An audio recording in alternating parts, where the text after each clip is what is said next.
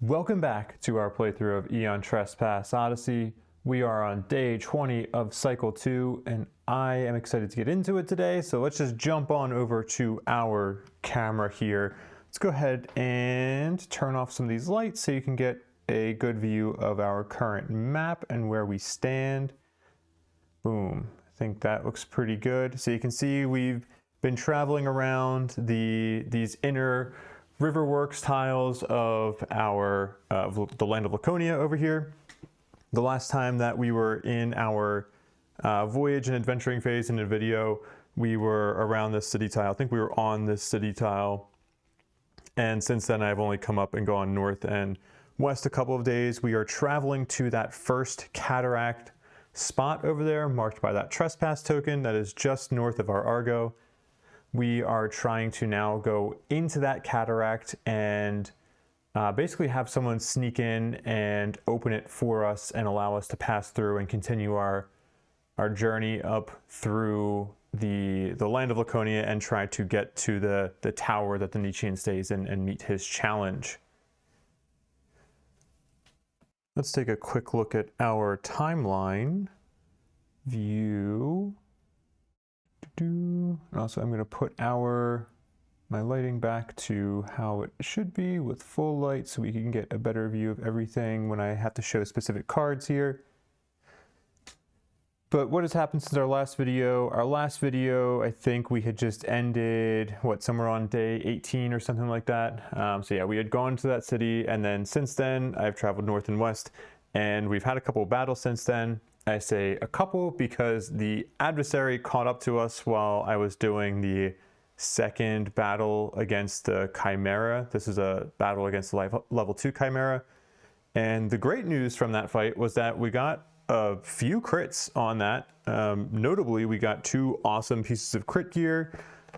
Let's go to this view. We got the Remembrance here. Boom, which is an awesome 2-handed weapon, 2 dice plus 0 precision, 1 black die per hit, and a bonus red die. It is unique, evolving, it has daze, it has break 3, and it is cumbersome. It does have a crit miss effect of gain 2 danger, and I acquainted myself with that very well in that first fight with it, because after I got that crit with Game Changer, I decided, I created a second puzzle axe because I wanted to start trying to get more crits. So the first attack I did with Game Changer ended up getting me a crit on the card that gave this item. And then I said, okay, well, I might as well try to equip it now while we have it. So I discarded the, the puzzle axe and the Temino scale shield that I had on at the time in favor of getting the Remembrance, because this is an evolving card, and the requirements to evolve this into its next form are to deal the wound that slays the primordial, and we have to do that 3 times. So I did that in that first fight with the Chimera, or I should say this previous fight with the Chimera. But after that first attack, I crit missed, twice after that with the Game Changer. So not only did we get a couple of adversary activations from these BPs that gave us the crit loot, I also had some adversary activations from crit missing with Game Changer here, because he has that crit miss effect on his card. So that gave plenty of time for the burden to catch up to us. We did a fight against him. This time we were actually able to get out. I got away with 2 Titans. Nobody died in that one, and I ended up using the Maze Runner as my 1 Argo bred Titan instead of the Earthshaker. I'm not sure why I didn't do that in the first fight, because she at least has bonus movement. And she has Vault, which is nice for trying to get over the burden. But starting to figure out and remember that movement puzzle a little bit more. So hopefully we'll be able to more consistently get through the burden fights unscathed. I think I only tried wounding. I wounded 1 card. I didn't fail to wound on another card, but anyway. I'm not trying to deal wounds to him just yet. We will eventually try to kill him this cycle, but we are not to that point yet, and so I would prefer to just get out as quickly as possible in those fights and try to avoid losing Titans. But yeah, so that is the Remembrance that we got.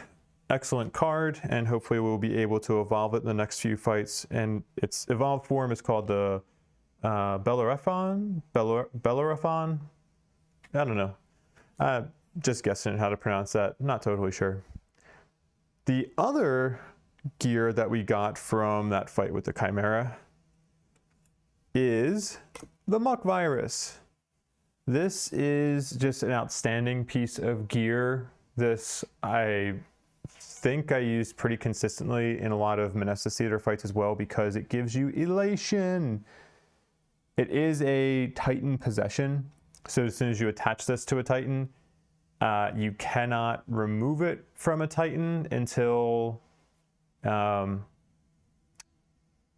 it called? Until that Titan dies, basically, and then you can move it to a different Titan. So I think I'm gonna put it in the Sky Seer. I'm not totally sure if I want to do that. I haven't done a battle with this attached yet, so I'm not committed to that decision.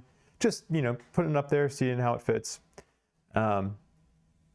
Because the Sky Seer is not a Titan that I want to lose, and so if I want the flexibility later of having to move this Muck Virus to another Titan, needing to kill off my Sky Seer is kind of a high cost. So that is the one reason I may not do it, but otherwise it is nice to have her with elation. Alternatively, I might just put this on somebody like Logic Breaker who's going to be tanking, and even though he has elation in his Kratos table, he doesn't get it until Rage 4. So I may end up actually switching this off to Logic Breaker, and then also if we have to kill off the Logic Breaker to move it to somebody else, that's a much lower cost, to more of a decision we can back out of later if we want to. Yeah, so we got those 2 crit items from the Chimera, and then we did get 1 core from that Chimera as well. The next timeline battle will probably still be doing against the Chimera because there is another piece of crit loot that I would really like to get, as well as just trying to get more cores from it. Let's see, what else? I did go and give myself a defector. If we go to our Argo tab here, I do have 1 defector. The reason I did this is because I don't think I actually ever gave myself a defector from, and I'm going to be annoyed if I actually go back and rewatch my old videos and see that I did give myself a defector, but we need a defector for getting to the sluice gate, in order to advance the story, and I don't think I ever actually gave myself a defector. My reasoning for thinking that is that I think the only technology that I have that allows me to lose defectors or use them for something is, what's it called? Bonuses, projects, what am I looking at? Bonuses, yeah. Is the one where I got that defector in the first place, and it just has an effect that's like, yeah, here we go. You can lose 1 defector during the adventure phase in order to try to get, or in order to get +3 to a test. I really don't think I did that. Maybe I'll go back and skim the videos really quick. Maybe that won't be too bad to do. But I did skim through the adventures that I did. I did skim through the exploration cards to see if there's anything else that could have caused me to lose a defector that I would have voluntarily done. And I don't think that's the case. So I gave myself that defector back because I also don't think there's a lot of ways you can really get surefire defectors. So maybe, give me 1 second. Let me see if I can skim through my old video and just see if I can see where I would have gotten this technology. Yeah, I don't know. I can't find it quickly. I don't know if they're like just spending half an hour or more just trying to find that section. I don't even know if that was part of one of my recorded videos. So anyway, I'm giving myself a defector. I do think it's very likely I just forgot to give myself that defector when I gained the technology. If you've been watching the videos up to this point, you know that I kind of tend to forget things sometimes. And I think that's the most likely outcome, because I don't think I would have voluntarily spent that defector, and I don't see things that would have forced me to lose a defector. But if you're seeing a place where I did spend that defector, or I actually lost it and I should not have one right now, let me know in the comments. I will give myself some kind of penalty at some point when I see that. But I don't think I'm trying to intentionally cheat. I think I'm just trying to catch up to where I should be. So anyway, that's that. I did give myself that defector. So we're looking pretty good on our stats right now. We only have 1 refugee. We have 1 Argo Fate. This was from, I think I prevented a doom gain at one point. No. I projected against a hull loss on the current tile that we're on right now, because we have a Spartan stronghold there. Okay, so anyway, where I left off is that I am on day 20 right now, and I'm about to do this Inwards Odyssey 24, and I figured this would be a good point to pick up a video so we could hear it on the recording. So let's jump over to our voiceover mode here, and let's go ahead and play that. From the Acropolis deck, the procession is seen for many miles.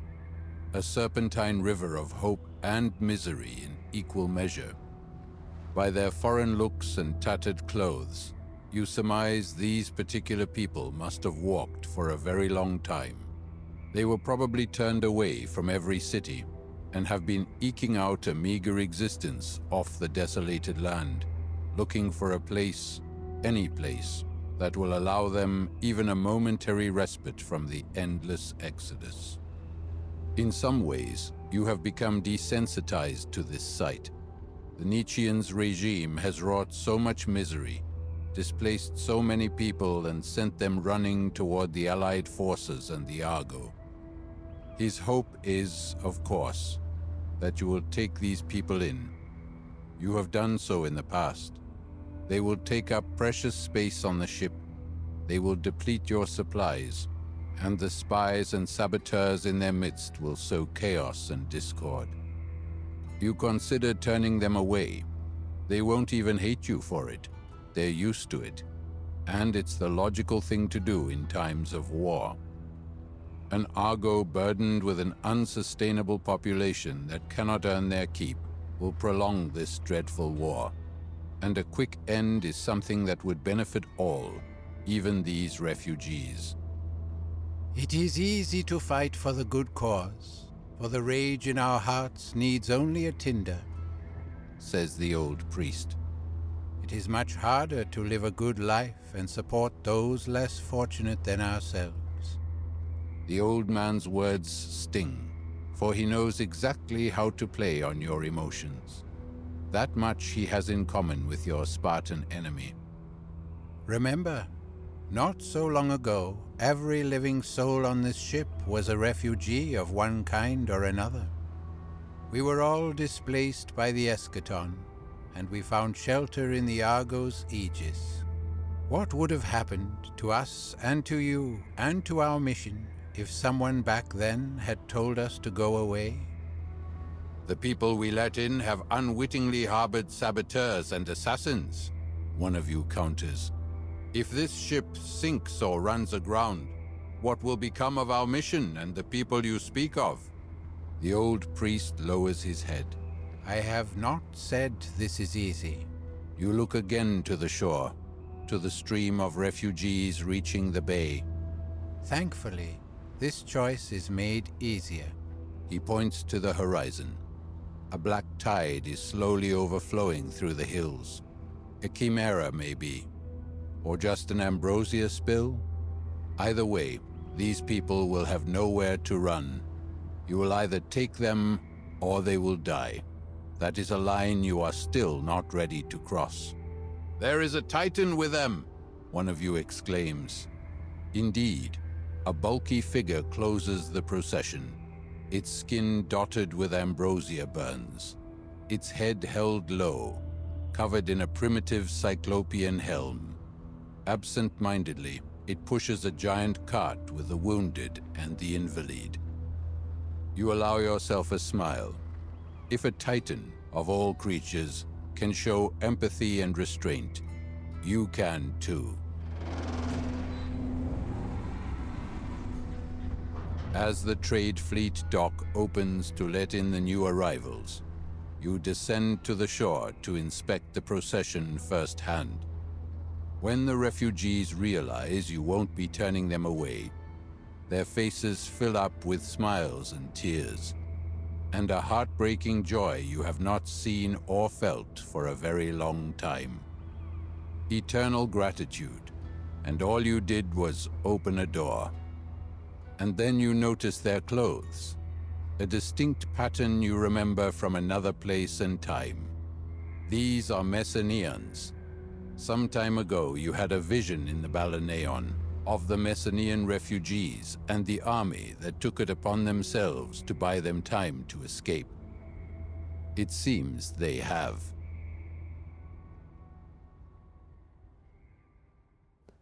That's cool. So these are the Messenians that we saw in, I think it was, Inward's Odyssey 21 or 22. And we actually see them escaping now. So the soldiers that we junctioned into temporarily were able to buy them enough time. It's a really cool full circle story there. Okay, so we're going to gain a refugee. And then if we have 4 or fewer Titans, which we do not, we have plenty. So let's go to Adventure, go to this page.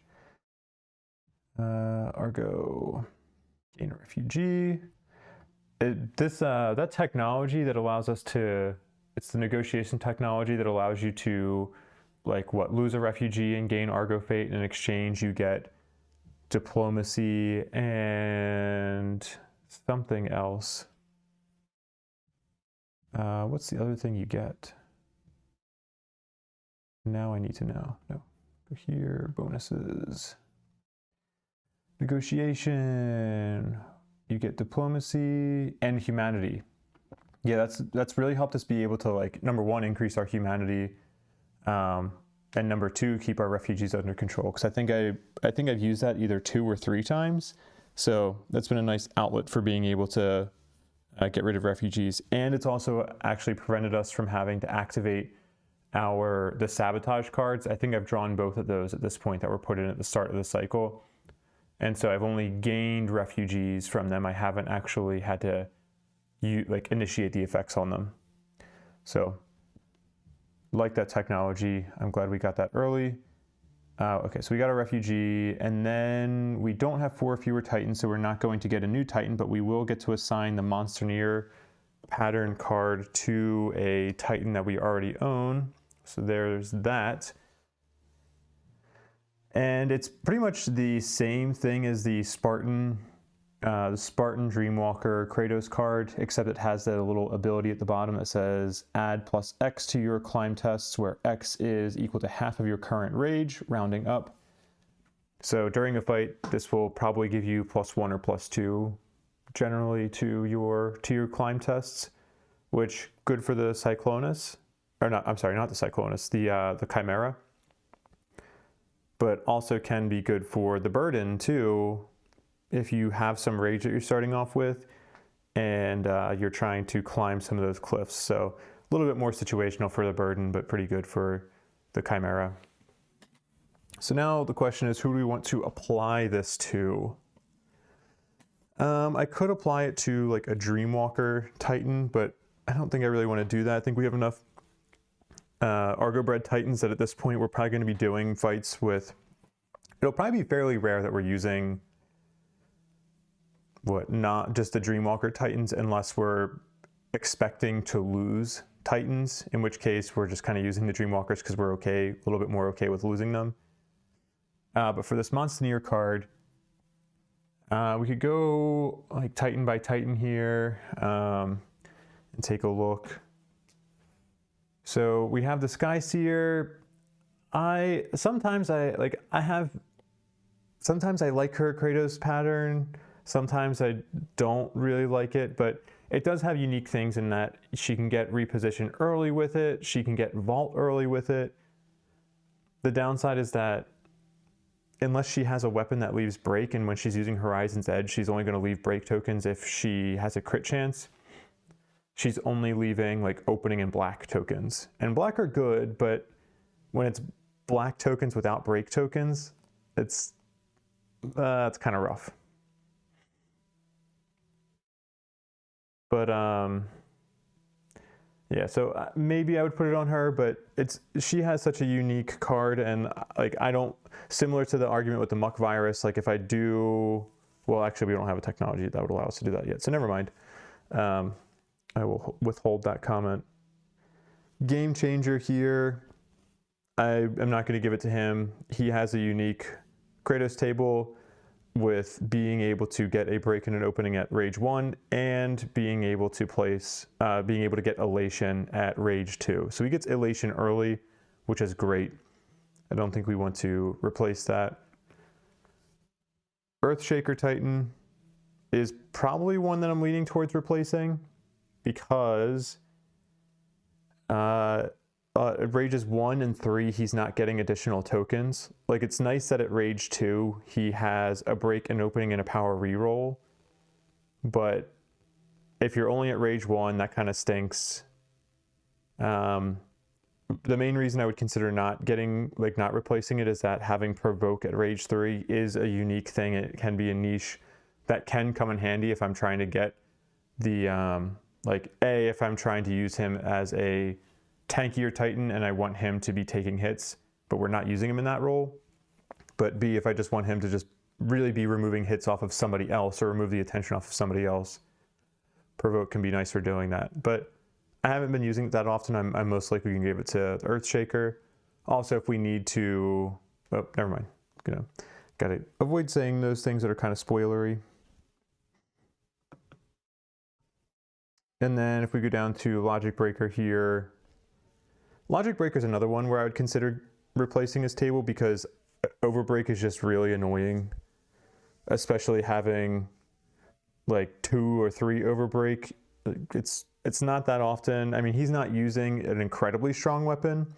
Like, the Puzzle Axe is good, but it's not overpowered by any means. So it's, I think, going to be somewhat rare for him to be dealing 2 to 3 power over the AT value, especially at higher level BP cards. But again, him having Elation and also him having Tireless at Rage 4 is kind of nice. But him having Elation at Rage 4, I think, makes me say, like, Elation is just a very good ability overall. And so Titans that naturally have it, I don't really want to remove that from them. So let's just throw it on our Earthshaker here.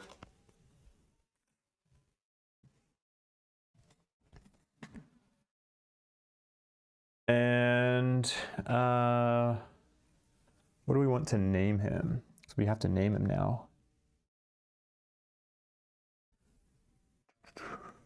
Let's just call him something like the Messenian or something. Oops, not that. Titans.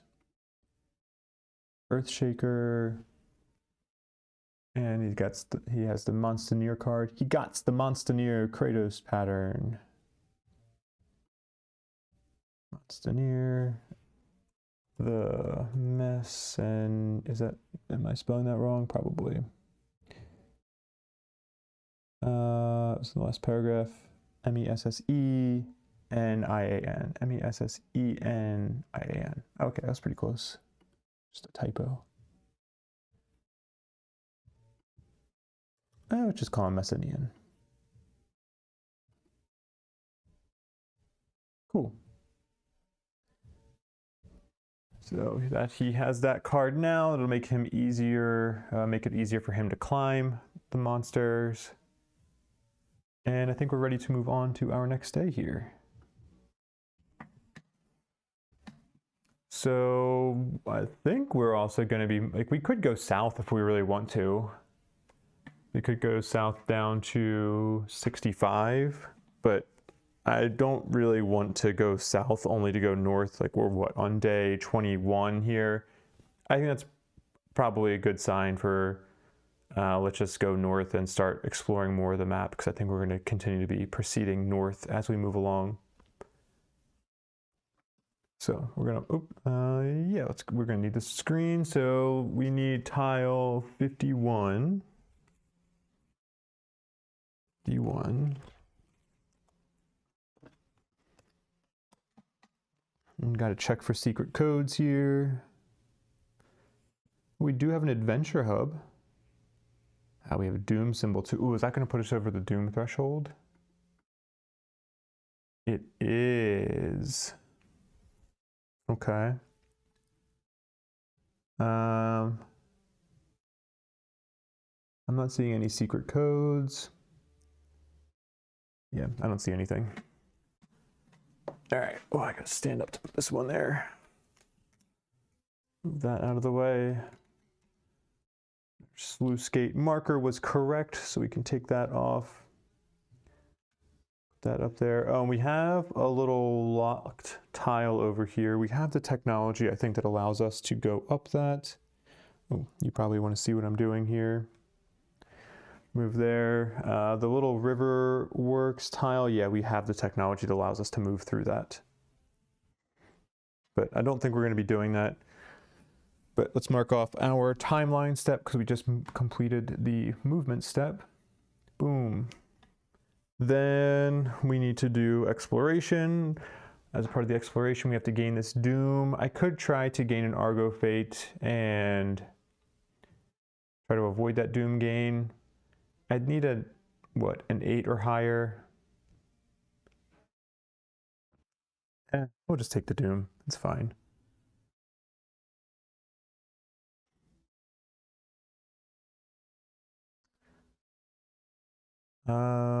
So then I think, do we immediately flip that? I forget.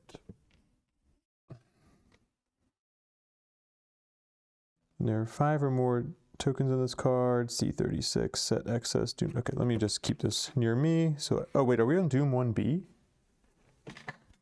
No, we're on doom 1A. Oh, I was showing this on the wrong side. Whoops, okay.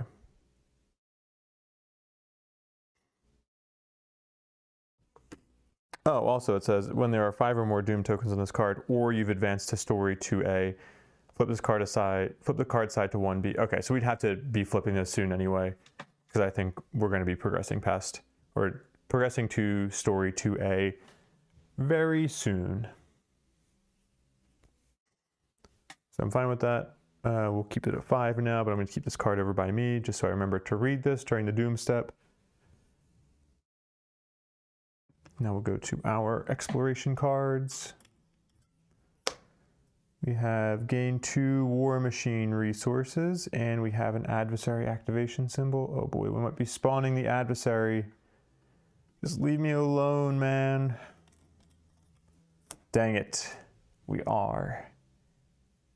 2 fear essence. Also, let's do a, I don't think we're friendly with anybody yet, but let's do a diplomacy check. We're at 3, 3, and 4. Distrustful, distrustful, distrustful. And we're also spawning that dang burden. 1, oh, we'll go 1, 2, 3, 4.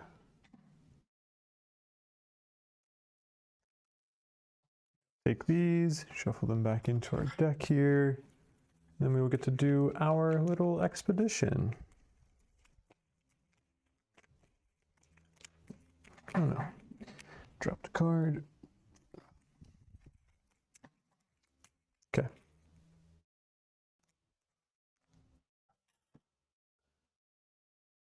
And we need to do an expedition roll. Got 1. I think we're gonna have to do that one. We don't have anything that allows us to re-roll that. And that is consider the ant.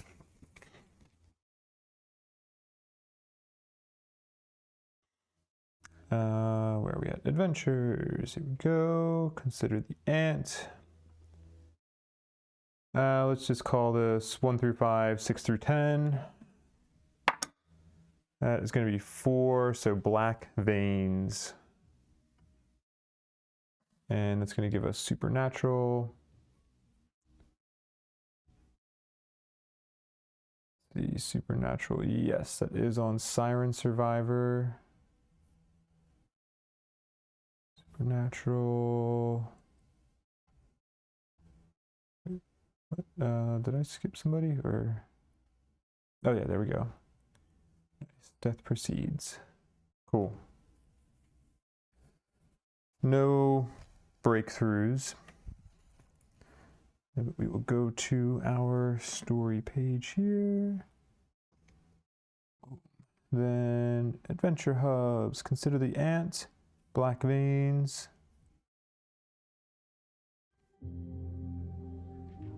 You arrive at a refugee settlement. Tents rise from the ground between between broken marble columns and the people roaming about remind you of the Labyrinthians. In the distance looms a stone aqueduct, the Ambrosia pipeline you heard about. According to your spies, there is a leak in it, and the Spartans haven't realized it yet. You notice a group of people has gathered outside of a large tent. One of them speaks fervidly, while the rest gear up with broken spear shafts, rusty daggers, sticks and stones, anything they can get their hands on. This feels like a mob about to storm a palace. The black-veined warrior is threatening us again. This Spartan scum has commandeered our best tent and forces us to bring him food and drink. The last time we refused, he killed Loxias. The man can barely contain his rage. He will terrorize us no longer. You see the marks of hardships on their frail bodies. They remind you of the helots in the iron mine, hungry and broken. Though free, these people don't have it much better. Still pushed around, forced to work and killed indiscriminately. They are not warriors. And if that black-veined warrior is a death dealer as you suspect, many of them will die. You're the Argonauts, aren't you? One of them says timidly. Will you save us? All right, two choices here. Option 1, you are the Argonauts. You have taken down tyrants before and you will not refuse help. The pipeline isn't going anywhere. This is go with the refugees and face the Spartan warrior. This would give Helot's diplomacy +1. Option 2, the leaking pipeline is the reason you came here. This could be a chance to hinder Sparta on a much larger scale. It pains you to leave these people to their own fate, but many more will die if you allow the ambrosia to flow. Sabotage the pipeline, lose 1 humanity. Well, I'm gonna just go with the option that's gonna give us diplomacy and avoids the humanity loss. Maybe that's dumb, but let's go see what this Spartan warrior is all about. Let's go to our adventure. And what are we getting? Helot's diplomacy +1. 4 diplomacy with them. And then we will have to see paragraph 18.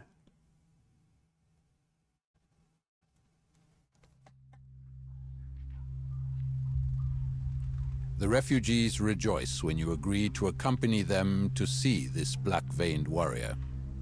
It seems a weight has been lifted off their shoulders.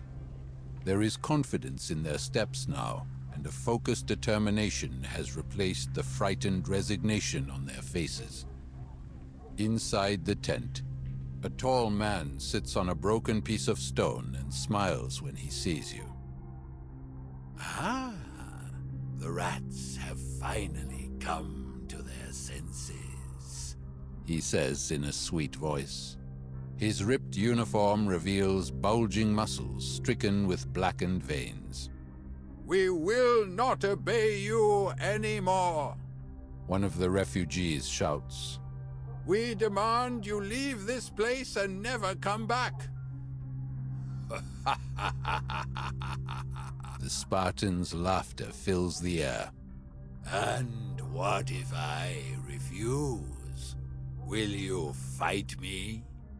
He stands up and the refugees take a step back. You don't. The Spartan cocks an eyebrow in surprise. Interesting. You wretches have brought some new toys for me to play with. He steps closer to you. I have heard about you, Argonauts. He thinks for a moment, then steps back and opens his arms wide. Let us fight in this world where the weak should bow to the strong. I challenge you to a duel. Your leader against me, man against man, fair and honorable. If you win, I will leave these people in peace. But if you lose... There is a cold glint in his eyes. Ooh. All right, two options here. Option one, the man towers over you like a hero of old. It won't be an even fight, but maybe you can take him. You're strong enough. If you win, you will be the hero and no one else needs to get hurt. Accept the fight and accept and fight the Spartan alone. C32. Option 2. It is a mockery for the strong to challenge the weak to a duel and call it fair and honorable. There will be no honor if you fail, and these people pay the price. You will show him the strength of unity. All for one and one for all. All the Argonauts fighting together. Yeah, I mean... this guy is like basically roided up on ambrosia, it seems like. Maybe we could get something cool by like fighting him by ourselves, but at the same time, I mean, who am I really trying to impress here? Like, we're trying to save these people. It's not like we're just trying to be, I don't know. I feel like half the reason why we're here is to prove that the whole Nietzschean way of thinking, the strong consume the weak, is wrong. And it's not about, it doesn't have to be one-on-one. It's like, no, we see you as a problem. We're just gonna take you out. So I'm gonna go with option 2. Yeah, maybe this is not a fair fight, but also this dude's jacked up. I don't think it's a fair fight to begin with. We're gonna C33. All 4 of you step up, your weapons drawn. The warrior smirks. 4 against 1? Weaklings. I could have a dozen men descend on this camp in a matter of hours, but I will kill you all myself. Okay. The leader tests fury of 15 or higher. So I think we will now get to choose who the party leader is. Each Argonaut may gain plus X fate and plus X danger to add plus X. Oh, does that mean if we choose... Do we have to gain the same amount of fate and danger? Or is that just like a wording discrepancy? Okay, let's see. Each Argonaut may gain... Okay, so it's not each other Argonaut, it's each Argonaut. Then success, we could place one progress token on Inward Odyssey. Okay, how much do we want to gain with each person here? Let me move this out of the way. So yeah, I think, I guess the way that I need to interpret this is plus X fate and plus X danger to gain plus X. So you'd have to gain 1 fate and 1 danger to add 1.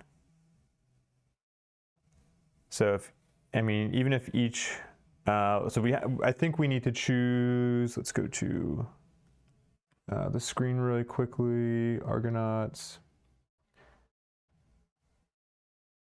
We have Hypatia and the Orphan have +2 to Fury, so it should be one of them because they're going to get a better roll. Let's make it Hypatia. Then, because if like, I don't really want to give the Orphan a bunch of danger and fate to start off a fight. I mean, if we did this +1 for everybody, that's only going to be +4. That'd be +6 total, including her Fury. We'd still need to roll a 9 or higher. What's the result of failing? Maybe I could just accept I'm going to lose. Yeah, I don't know. Honestly, the success is nice, but I mean, placing 1 progress token on Inward Odyssey, really not worth the amount of fate and danger we'd have to get. It just, if I was supposed to interpret this as like plus X fate to gain plus X and then plus X danger to gain plus X, like if it was like, or maybe said differently, X danger to gain plus X and then Y danger to gain plus Y, and you add both of those, then maybe I'd try to go for it, but that's way too expensive to try to win this. Plus, if we get a 10, we get, we're going to succeed it anyway, so we by default have a 10% chance. So All right, go ahead, Hypatia. Well, actually, knowing that, do we care who is going to start off with? Who is basically going to get 2 fate here? Yeah, no, I think it's okay for Hypatia to get it. All right, so Hypatia will do this roll. She's going to be the blue die, and she basically needs a 10 to succeed. That's an 8. That does not succeed. Let's see, that would have taken, yeah, at least what, +1, or yeah, +1 fate and danger for everybody for her to be able to succeed that. So she's going to gain 2 fate for failing. Then, regardless of the result, surrender now. It's over, you say as your Xiphos rests against his neck. Ever so slowly, he lowers his blade, but at the last second he jumps at you. You're quicker, but just by a fraction of a second. His cruel smile never leaves his face, even as he slumps to the ground. As you leave the settlement, many want to join you, feeling they'll be safer on the Argo. Gain 1 refugee and subtract 2 Argo fate. Okay.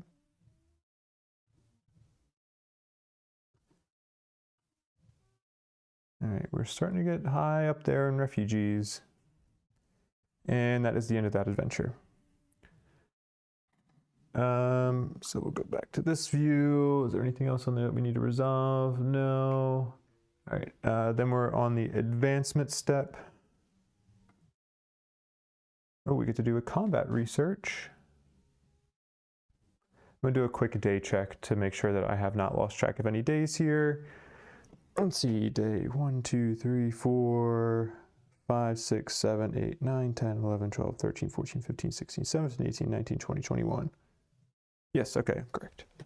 I should probably do this before the video, but sometimes I just don't think of it until I'm recording.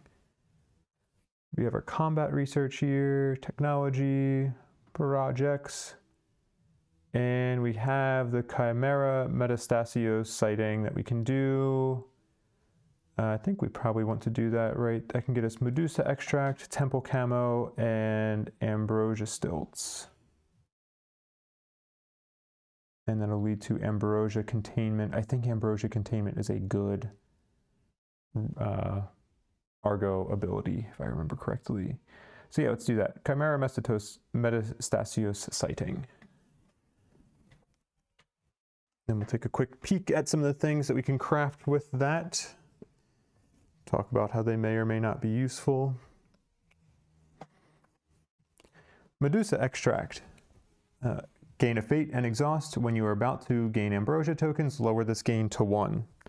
That is awesome, because as we're going up in Chimera fights,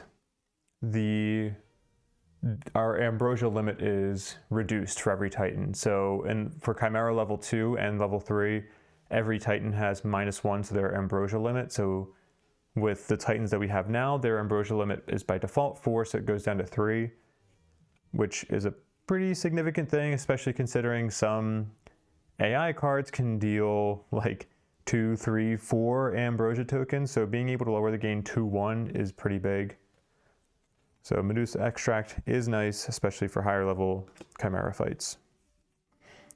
Then we have Ambro stilts, which just allow us to ignore the ambrosia gain from ambrosia terrain tiles. These are also very nice. These are, especially if you still have the Pursuer in cycle 2, all of these become significantly nicer. Like the Burden deals some ambrosia, but I think he has more bursts of ambrosia, if that makes sense.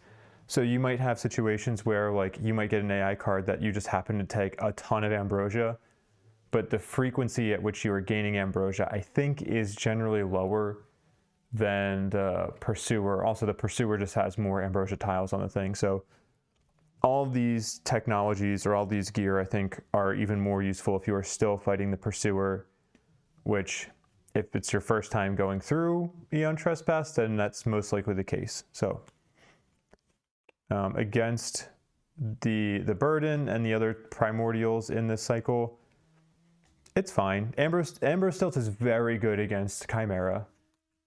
but it's not useful against Cyclonus, I don't think. It's not really useful against the Nietzschean. It's not useful against the Burden. Anyway, but if I remember correctly, also could be useful against future primordials, question mark. Lastly, we have Temple Camo, which gives -1 movement. You cannot jump or vault. At the start of battle, you can move 4 spaces and hide. And then additionally, as a Fate and Exhaust cost, you can hide at other points during the battle. I don't know that I ever really made use of hide in like any time that I've played Aeon Trespass. I'd love to know some strategies around using it. I can see how it can be good for defensive things, or if you're trying to make sure that your primary attacker is not getting targeted early, like I can see that. But to me, it just seems like there's usually other things that come up. If you're trying to do like a really tanky build with armor dice, then I can see Temple Camo being a really cool thing there, because like I've mentioned before in a previous video, in the Menestus Theater, the armor dice aren't really as effective, but in the normal campaign, armor dice are probably more effective, especially cycles 1 through 2, than evasion. Like evasion is just too hard to come by in these early cycles, and so armor dice are actually very effective. And so getting an extra armor die on your accessory slot here, or your support slot, it can be pretty nice. I'm not overly enthused by the hide effect, but maybe I could force myself to try to use it just to like change up something in the playthrough. Medusa Extract out of all these is probably the one that is the most like enticing to me. And then Ambrose Stilts is behind that if we need to use it in higher level Chimera fights. But for now, we're going to put those away. And that will bring us to our story step. So let's do the Dream of Pharos first in the story step, and then we'll do our actual story card. I don't think we have many Dreams of Pharos left before we fill up all of our fated boxes here. Fated events. Dream of Pharos. All right, 1 through 5, 6 through 10.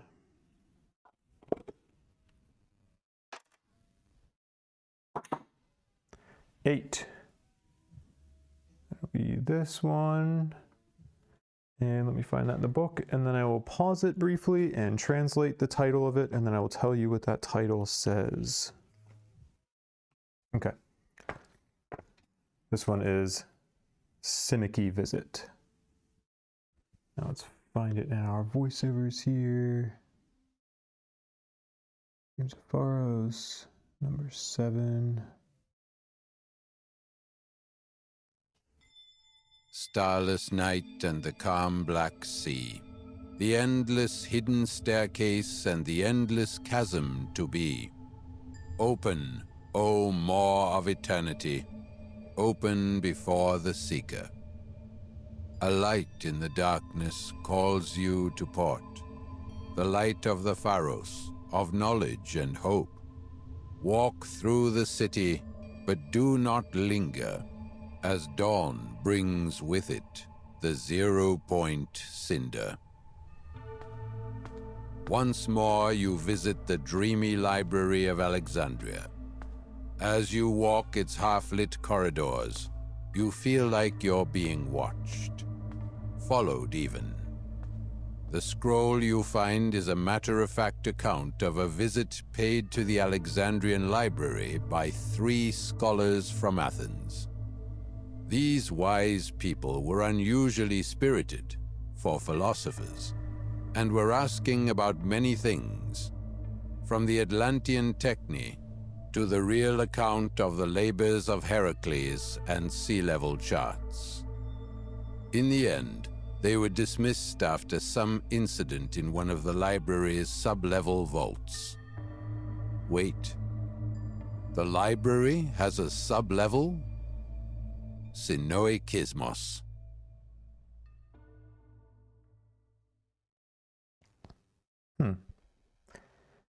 I am not sure what to make of that. We have a Pharos delve here of value 13. If we succeed, we get Simicky Diplomacy +1. Love that.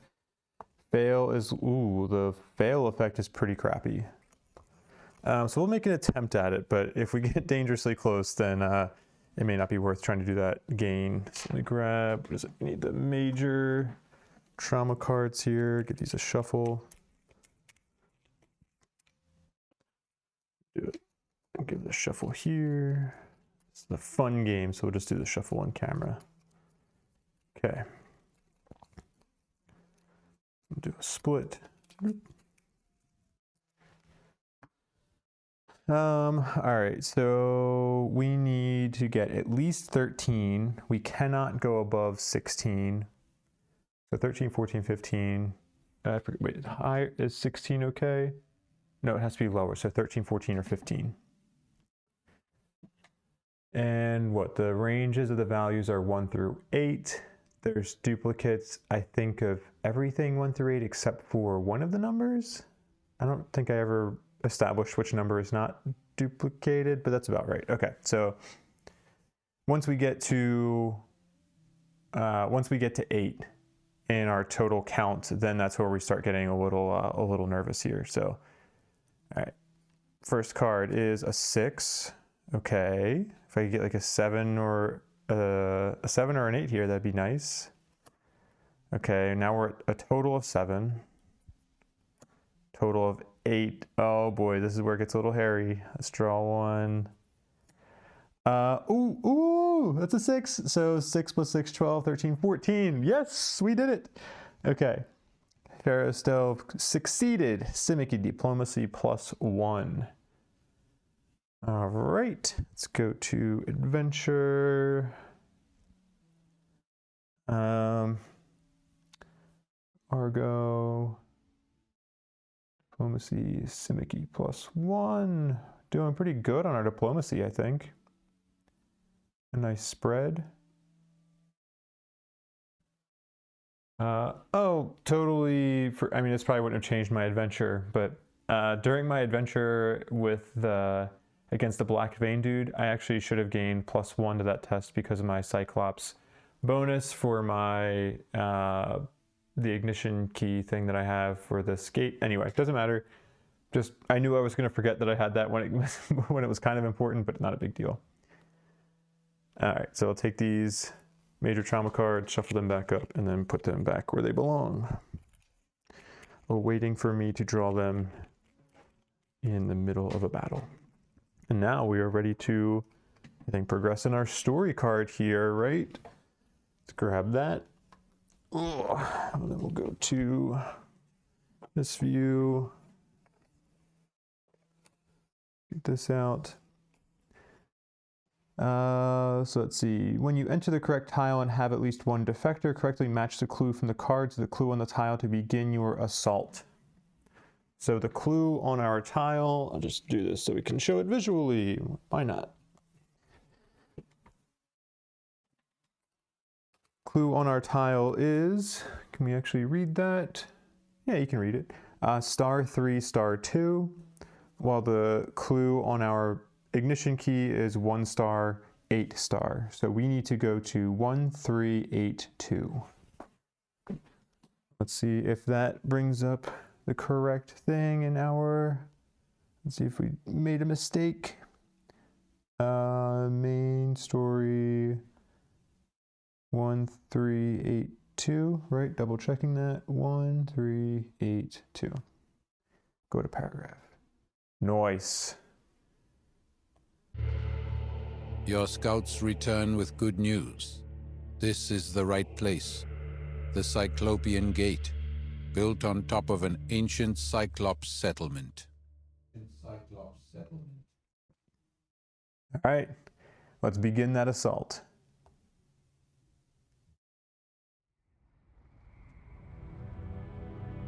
The Argo pulls into the shadow of the Sluice Gate Fortress, a towering testament to the Empire's achievements, built on the misery and death of the countless slaves buried beneath its foundation. Massive pillars of carved granite support a pair of unimaginably vast metal doors that serve as a barrier to the great river Eurotas. The sheer cliffs on either side suggest the water level beyond is much higher. This complex lock mechanism allows vessels of the Empire to traverse the vast cataracts of the river. The mechanism is large enough to raise a ship the size of the Argo. The signal hasn't been given yet? No word from our friend yet. Are you sure that he can be trusted? A Spartan, and a former slave driver at that? You think back to your meeting with this new ally, a commander of one of the slave shanties by the name of Demetrios. I have grown sick at what the Empire has become, and it weighs me down heavily, he said then. A convenient happenstance, one you hope you will not regret. You managed to recover only one ignition key. You stand alone at the prow of the Argo for a moment longer, anxiously considering your options. It has been too long with no word from the Spartan, and there is no sign of the gate being activated. But you cannot back out now. Your lookouts already report sightings of Polyroyan triremes behind you, closing fast. There is nowhere else for the Argo to run. You need to get into that fortress, no matter what has happened to your agent. You muster a landing party and quickly head for the shore, close to the base of the sluice gate fortress. Water thunders down from overhead and mist hangs thick in the air, soaking you, your warriors, and your titans to the skin. You approach a dense forest at the base of the cliffs surrounding the massive structure. There, you find a labor camp buzzing with activity. Teams of helots chop down trees while chained cyclops haul them toward the fortress. As you watch, a lone cyclops pulling a wagon passes close by, following a trail off into the tree line. For a moment you consider following, but one of your crew members points out a circle of cages on the edge of the camp. Dozens of helot prisoners are held within them.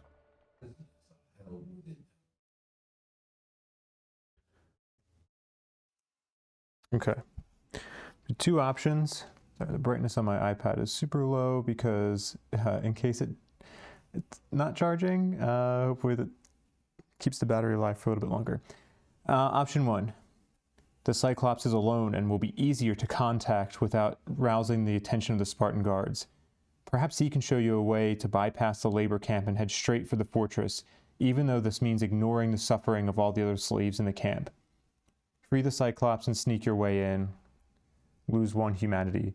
Interesting that doesn't also give like a diplomacy with the Cyclops. We're only losing humanity there. Okay.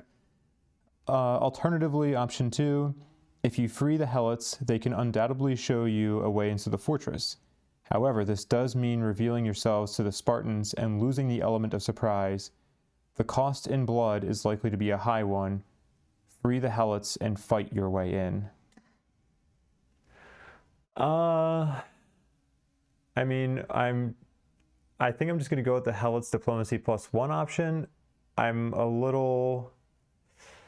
I kind of want to see how bad the results of this are because I think I remember there's going to be more things like this that can come up in future parts of the cycle, and I want to see how bad they can be. So maybe if we check it out now, we can have a more informed risk later. So yeah, all right, let's just see what it takes to try to free these people. Let's do option two. So I need to bring this up. Do this instead. And we will gain Helots Diplomacy +1. Boom. Go back to our story. And C23. The attack on the labor camp initially blindsides the Spartans. Your Titans lope ahead of you to smash into their ranks, hurling warriors aside like children's playthings. The newly freed Helots respond quickly, grabbing mining equipment, sharp sticks, even shards of shattered rock to arm themselves. Good. The counterattack will happen any second now. Ooh, okay. So we're going to have some tests here. Each Argonaut tests Fury or Endurance of 8 or higher. Gain +1 Rage or Danger to add +1 each, and then if P4 is marked, add +2. Well, pretty sure P4 is marked. I think that's our Scarred Veteran.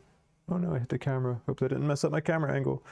I'm pretty sure P4 is our Scarred Veteran thing here. Let's check that. Oh no, am I gonna have issues with this? Oh, there we go. Oh, that was lucky because I don't have it consistently. P4, yes, Scarred Veteran to join our council. So we have him, so it's really Fury or Endurance of 6 or higher. Then, let's see. Go to our Argonauts tab. Fury 1, Endurance 1, Fury 2, Endurance 1, Fury 1, Endurance 2, Fury 2. Okay, so everybody gets +2 except for Telebacus, who I get +1. So effectively, everybody is going to have a, what was the test again? 8 or higher, 6. So everybody's going to need to either get 4 or 5. Gain 1 Rage or Danger. Everybody's at 0 Rage right now, so I actually don't think I mind gaining 1 Rage with everybody, just because it's not too high on Rage. Maybe I'll regret that, but sure, let's gain 1 Rage with everybody. So now everybody's going to have at least +4. Some will have +5.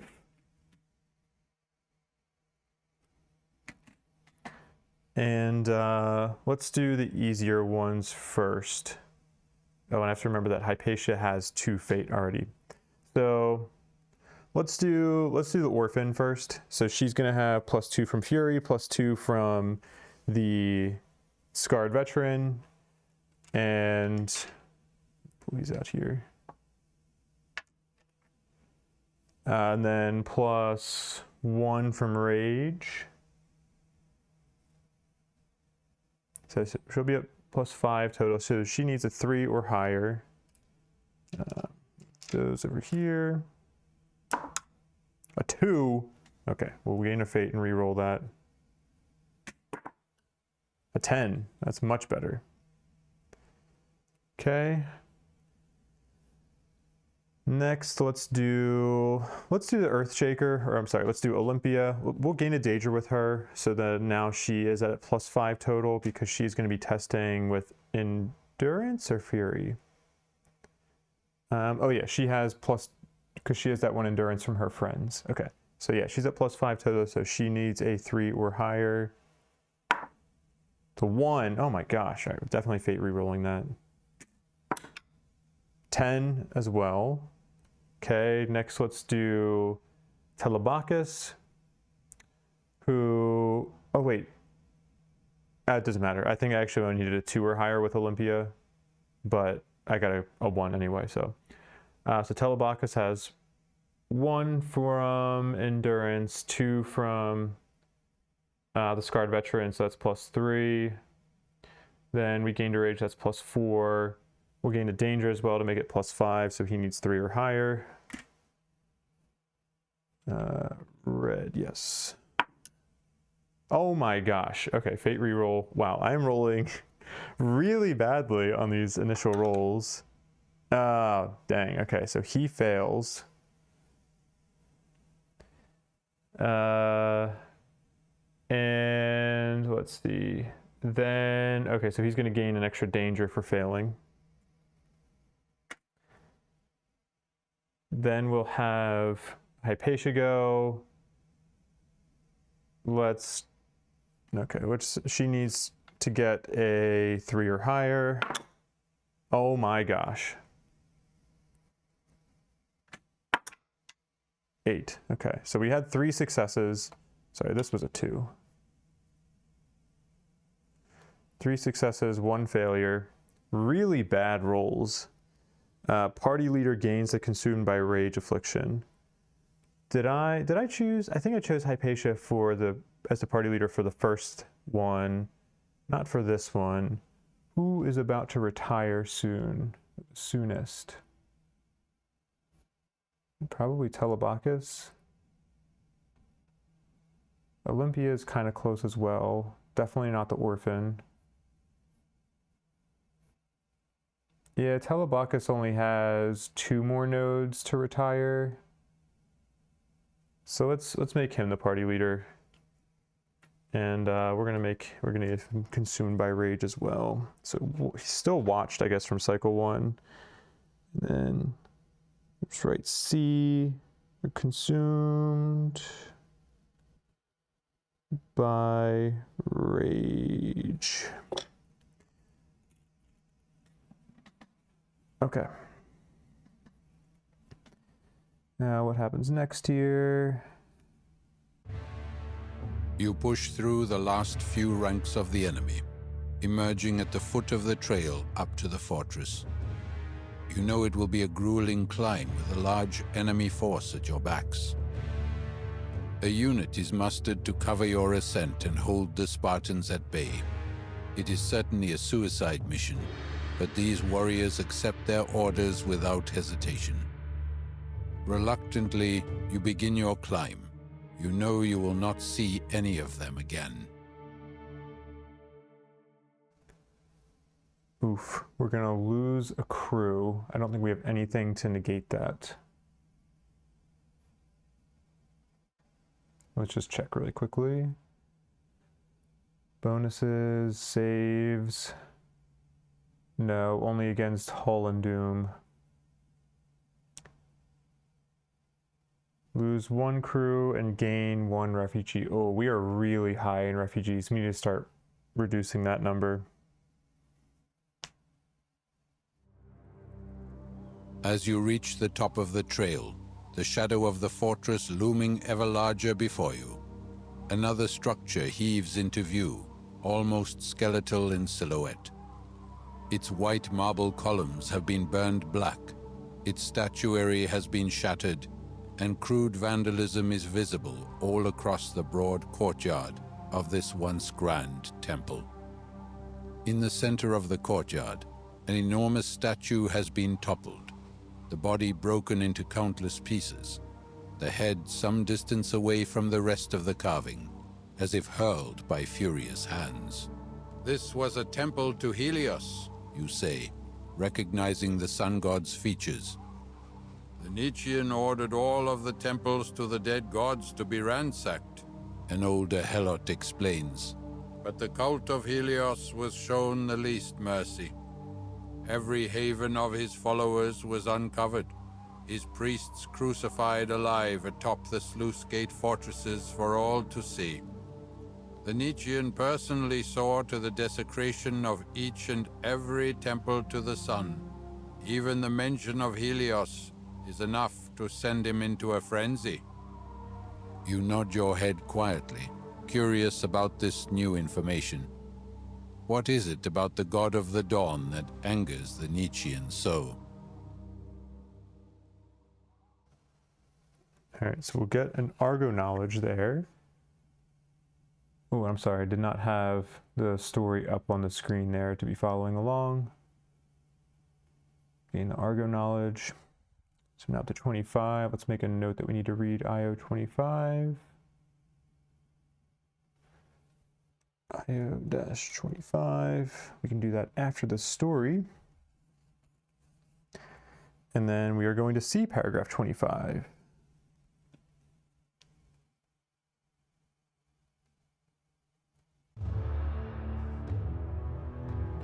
The sluice gate fortress looms ahead of you, its walls imposing, with heavy oaken gates blocking your path.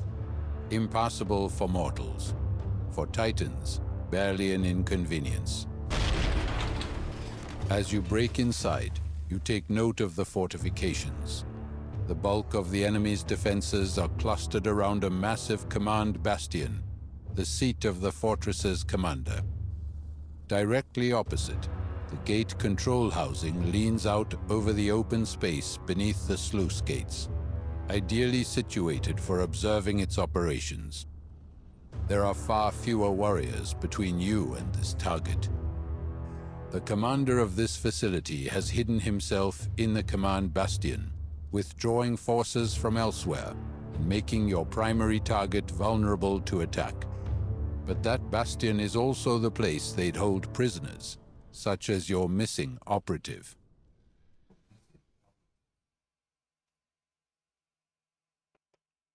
So we have two options. Option one, the defector Demetrios put his life on the line to help you. You cannot leave him to whatever grim fate the Spartans may have in store for him. You also know that there is much information that the Cryptea could extract from your Spartan ally which could be used to harm you. Rescue Demetrios in spite of the risks to your mission. Simicky Diplomacy +1, C22. Option 2. The Argo is relying on you to succeed in your mission and open the gate for them. Demetrios knew the risks. As much as you wish you could help the young defector, and as much as you can see the importance of eliminating the commanders of the facility, your duty to your people comes first. Remain focused on the mission and leave Demetrios to his fate. Lose one humanity. So in the first example where we had a choice like this, losing humanity or choosing not to lose humanity led to what? Gaining refugees and gaining crew because we were saving some helots. Ooh, there's a risk that we could do that. Well, would Demetrius really count as refugees, or would he just be? He's already our defector, so maybe we wouldn't be getting extra stuff there like that. Maybe it's going to be gaining like Argo Fate or something like that.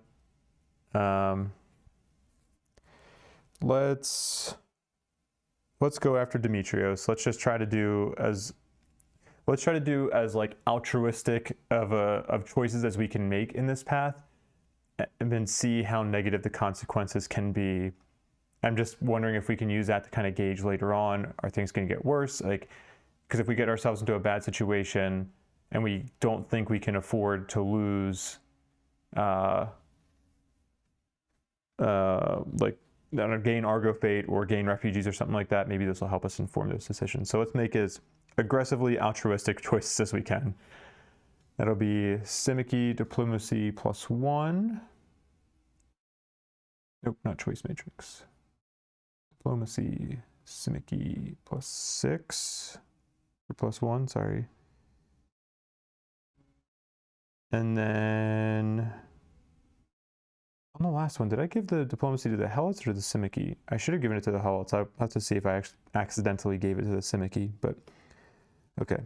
Simicky Diplomacy +1, C22. You turn your attention to the command bastion.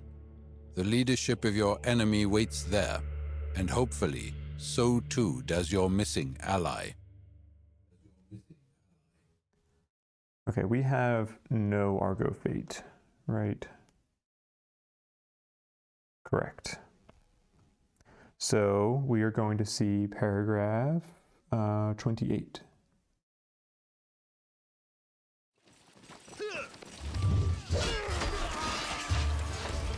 You storm the bastion. The ranks of warriors before you, while numerous, are poorly organized, still bleary-eyed from being roused to action. As such, you are quickly able to overwhelm them and race through the complex. You eventually find Demetrios held in one of the prison blocks. The fortress commander is also there, threatening to kill the spy. When he sees your Titan, though, looking inside the cell like a mortal into a dollhouse, the weapon falls from his trembling fingers and he drops to his knees, begging for his life to be spared. You hurry to the other side of the fortress, to the gate control housing, from where you might operate the sluice gates and allow the Argo to pass into the river works beyond the fortress. You glance down over the edge of the sluice gate. There, far below, you see the Argo, beset by dozens of Spartan ships. Paliroia attack her on all sides. Your delay has been a costly one. Okay. So we're going to gain a progress token. Where are we at here? Progress token. I think this has to go on our Inwards Odyssey because we don't have another story card yet. So we'll put it there. I need to look that up again to see if I'm wrong, because obviously at this point in the story, like the only place you could put it is like, unless you can like carry some of these over into the next story card. I think the only place we can put it here is the Inwards Odyssey. Anyway, we'll put it there. I'll double check on that. And then we're going to gain a defector. Did we have to lose a defector to get in here in the first place? Okay. Oh, okay, cool. And defectors, I couldn't remember if defectors counted against crew as well. They do not. Then we're going to lose one Argo hull. Let's try to save against that if we can. So we're going to need to get an Argo Fate to attempt the save, and we're going to need a 7 or higher. What timeline day are we on? How close are we to a timeline battle? We have a couple days. I may be willing to try to re-roll this if we fail. Yeah, we just barely fail. Nah, we'll lose the hull. 7 or higher is a 40% chance. I'll keep my Argo Fate low. Things go well when you keep your Argo Fate low, and then if we need to spend it a lot later, we can. I just don't know. If I knew I was going to be going into a battle in this story, I would definitely gain the Argo Fate, but I don't think we are. So we will move along. Okay, so let's go to an extra story over here. Mark K6. Almost forgot to do that. We are going to choice matrix. K6. Boom. Saved Demetrios from being killed after getting captured in first sluice gate. Cool.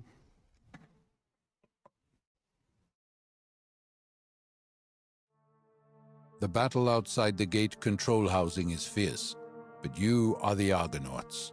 You have faced far worse and pulled through. You muster your people, shouting words of encouragement as you form up with your titans to create an impenetrable wall of iron and flesh.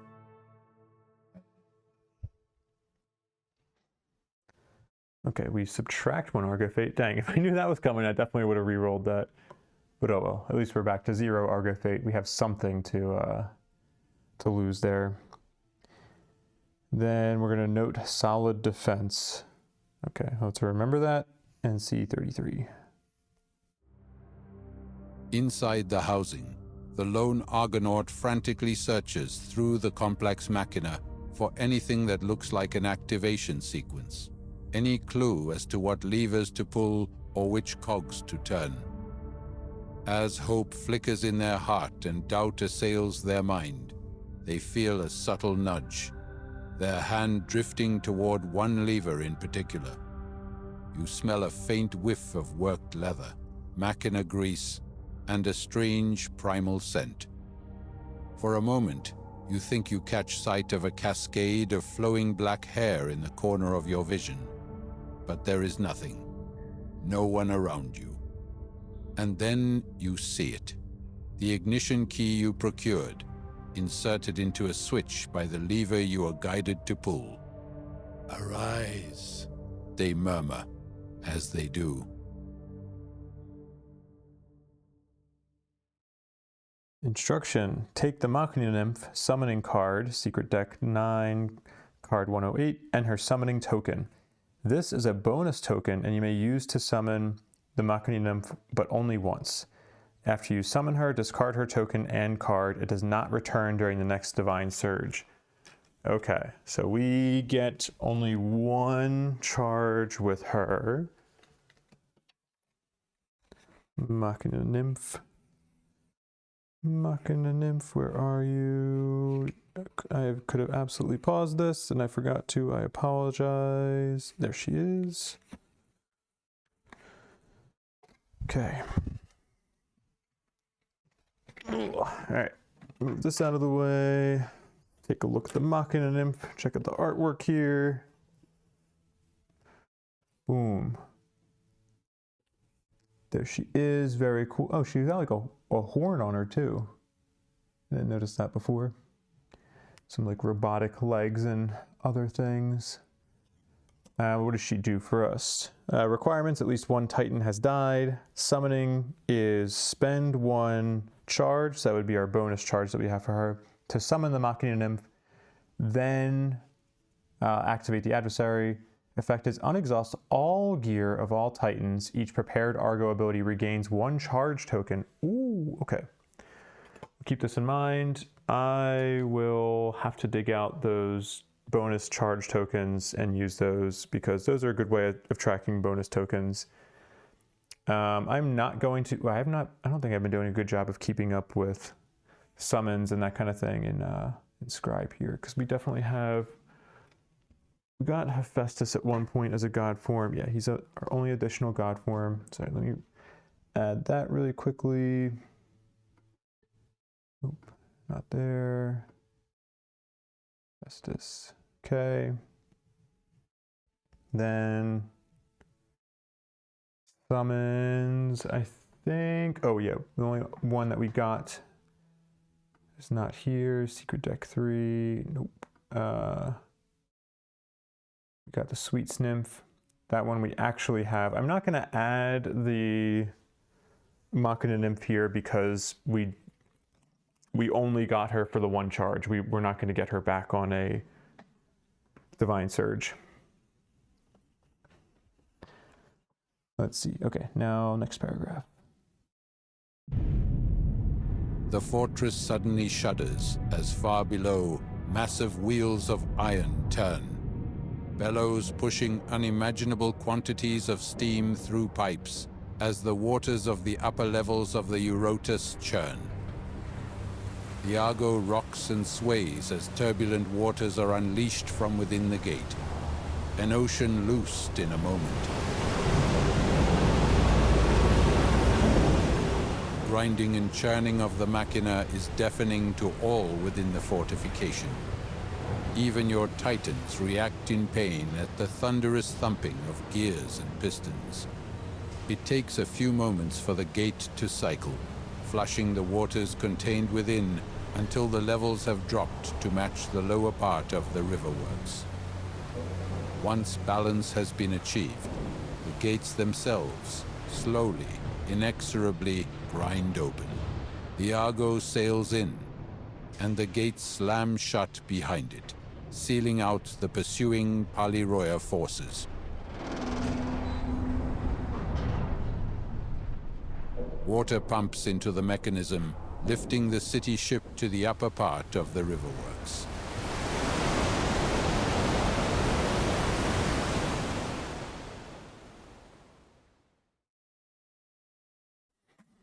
If costly battle is marked, C34. If solid defense is marked, C30.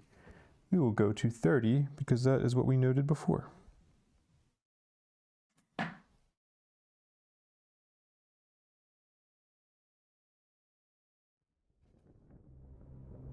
As you and your forces flee the fortress, you glance up into the skies. There, among the churning black clouds, you see something you thought had forsaken this land. A patch of clear blue, a small, brief opening in the otherwise endless gray-black expanse that smothers the Nietzschean's territories. A flicker of hope awakens inside you. You have won a key victory here today. The old priest commends you, gazing up at the sky with a faint smile on his lips, but a grim light in his eyes. No Simici army has ever made it beyond this point. You look back, slowly realizing what you have accomplished. The fortress is yours, and the way is open now. Alliance forces will cross the first cataract. And the sluice gate fortresses, they're not fortified from the north. Yes, The old priest nods. the front line crumbles even as we speak. Sparta scrambles to stop our advance. They can't. Our allies are planning a decisive strike against the Nietzscheans' exposed heartland to end the war quickly with a knockout. But be wary. He will not go down this easily. Awesome. We got through that first sluice gate. Heck yeah. We have a choice here. We can either place 1 progress token on the next story card or gain +1 diplomacy with any faction. Let's check our diplomacy really quickly.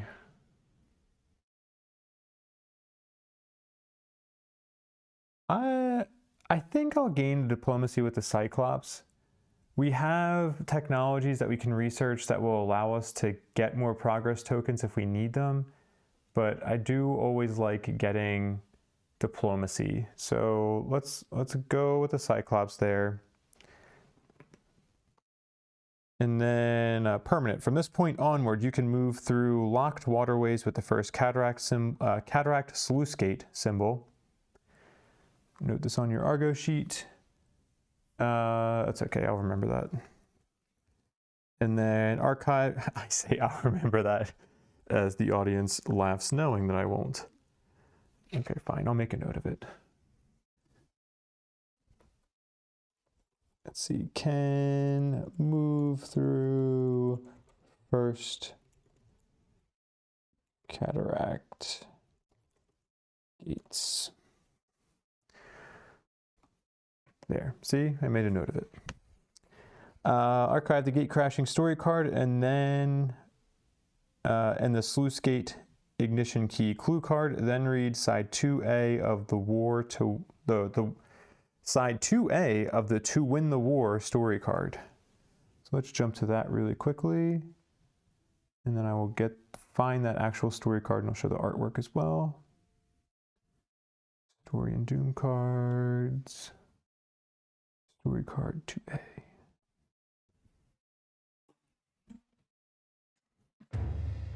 Your success at the sluice gate fortress has emboldened your allies and disparate rebel groups across Laconia. As the Argo cuts into Nietzschean territory beyond the first cataract, and a whole nation rises in open rebellion, the front lines are redrawn and the Simici gains initiative. They deem the time has come to end the war with a quick, decisive victory. The Nietzschean is said to travel between the outlying fortresses, inspecting the troops, which leaves you an opening. If you're able to pinpoint his location or learn of his itinerary, you'll be able to trap him inside a fortress and force him to battle on your terms. Until that time, you need to build up resistance in the region. It'll take a concerted effort from you and your allies to bring the tyrant down. Okay. Find the Nietzschean's location and muster the rebel forces. When this card is revealed, perform a divine surge. I don't think we have anything to reset here. God forms, yeah, I haven't used any nymphs or god forms in that first part of the cycle. From this point onward, you can freely traverse the locked waterways. Okay, I'm going to remove that note from my... It's already noted for us. I don't need to keep a note of it. I'm deleting that note. Note this on your Argo sheet. Don't tell me yet. I just deleted it.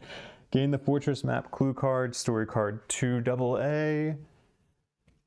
2AA. 2AA. Okay. All right, so here is the card in its original orientation, but I guess it's like that. If we look at the orientation of the sluice gates on here, does that give us a... Oh wait, no, those are, because those are not sluice gates, hold on. 2AA, Spartan stronghold symbols denote possible locations of the Nietzschean. Okay, so we have to go to these strongholds where we're gonna potentially lose hull or crew. So we can try to find the Nietzschean. Take the 6 2A cards and shuffle them. This is the Fortress deck. Whenever you win a battle, draw 1 card from the Fortress deck and reveal it. Until the next battle, the Nietzschean is at the last revealed location. Until the next battle, the Nietzschean is at the last revealed location. This will become relevant when you progress to side 2B. When you lose a battle, shuffle all revealed Fortress cards back into the deck. Okay, so we don't want to lose a battle. So we got to get 1, 2, 3, 4, 5, 6. There's 6 story 2A cards. Here they are. I'm not going to show the fronts of them. We'll just give them a shuffle. This will become relevant when you progress to side 2B. When you lose a battle, shuffle all revealed Fortress cards back into the deck. Progress tokens placed on this card represent the strength of the resistance in the region. When there are 6 or more progress tokens on this card, flip the card to side 2B. Move the progress tokens to side 2B. Okay. Okay, so I guess if I'm reading this correctly, then the location of the Nietzschean doesn't matter until side 2B. And then we're going to get progress tokens. Once we get to 6, we move them to the other side and we keep the progress that we've made. All right. So let's put these over here. Boom. I'll just put them up in the corner there. Then, yeah, okay. So I think I can move this card back over here. But that's like somewhere around there. And then we'll put that there. Then we are also going to have to read side 2 or 1B of our Doom card. But first, I think we can do our Inwards Odyssey because we're still in the story phase here. So let's go back to this. And it was IO 25, I think, right? Yes. Back, Inwards Odyssey 25.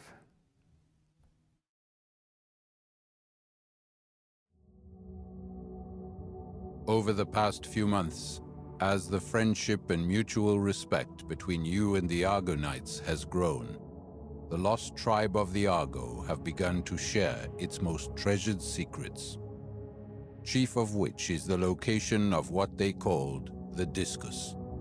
The Discus is the booming heart of the iron ship, proclaimed one of their elders. Its mighty roar makes even the nymphs fall head over heels for the Argo. If the Argonauts are to be believed, the Discus powers the Argo and is a spot frequented by the strange, capricious beings you have come to call nymphs. Tall order, you are pretty sure it's the Aeolipylian engine room that powers the giant turbines that move the ship. Yet from time to time, you too have heard the hollow rumbling from inside the vessel. Maybe it's this Discus, maybe it's not. This deep below the Acropolis deck, the passage of time loses all meaning. It feels like hours before you reach the spacious chamber of the Discus. The eponymous ring is inwrought into the far wall, its bronze plating polished to near perfection. From time to time, you hear a hollow ring or bang, like a smithing hammer. You can almost imagine 2 gigantic pieces of metal crashing into each other with a force that would level mountains. It is so akin to the sound of the forge, is it not? The voice belongs to a heavy-set woman of alabaster skin. Sweat percolates on her naked shoulders. Light gleams in her pure black eyes. A nymph. You could have guessed. But it is not that sound. Rather, it is your precious engine that you work like an oxen. The Aeolipylian... Do you honestly think a ship like this only has one? How unimaginative. But we can change that. She strolls over to you, takes your leader by the chin. I can make you dream up inventions fantastic, unbelievable wonders of lost pasts and glorious futures. I can inspire you to forge them. You must only say the word. With utmost difficulty does the leader retort, "And in return?" Oh, only everything. She smiles slyly. "Let me think about it then." Don't take long. The nymph turns on her heel and walks away, dissolving into the dark of the chamber. In the coming days, you post lookouts around the discus, but the forge nymph doesn't show up again. Your scouts do report seeing another of her kind, one in outlandish goggles with a happy-go-lucky attitude, the one you call Engine, parading in and around the chamber, whispering sweet nothings to the walls, petting the discus and caressing the cables leading to it. It seems that one was aptly named. You have heard and seen strange things during your travels, but a nymph in love with an engine? That's a first. You relieve the lookouts and let her be. Everyone deserves some love, regardless of the shape it comes in.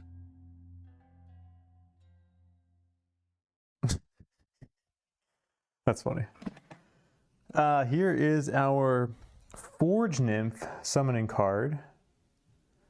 I feel like describing her as heavyset is a little inaccurate, but cool artwork as usual.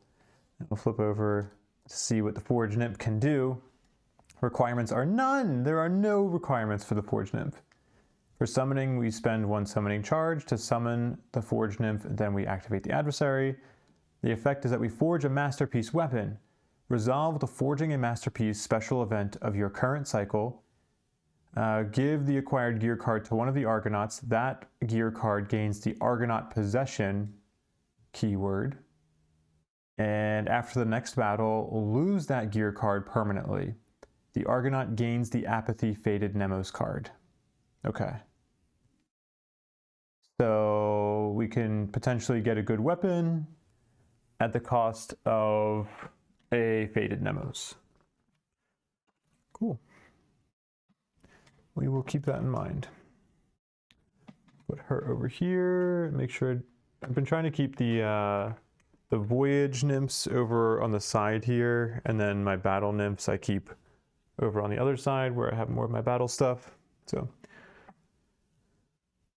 that ends that. Oh, okay. And then if hull is 2 or less, you may gain. Our hull is at what, 3 now, right?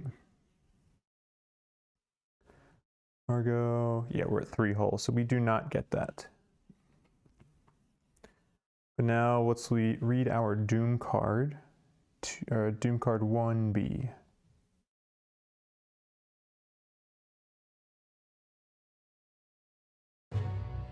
As you face the Spartan legions and familiarize yourself with the Empire's tactics, one thing becomes clear. Conventional thinking won't get you far. The Nietzschean is not only playing by the rules of Hellas, yet if you resort to fighting fire with fire, you will be walking a treacherous path, closer and closer to the abyss itself. As you ponder this paradox, the saboteurs on board the Argo are growing bolder with each day, and in the far corners of Laconia, where people whisper of another plot. Okay. Immediately add 2 random sabotage cards to the exploration deck.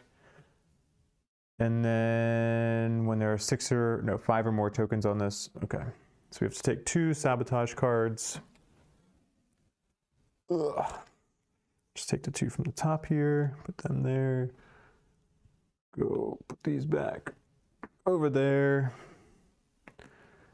And we will shuffle these into our deck. Put 1 towards the top, 1 towards the bottom.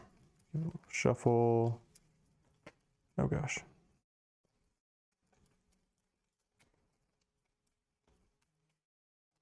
A little mash shuffling here.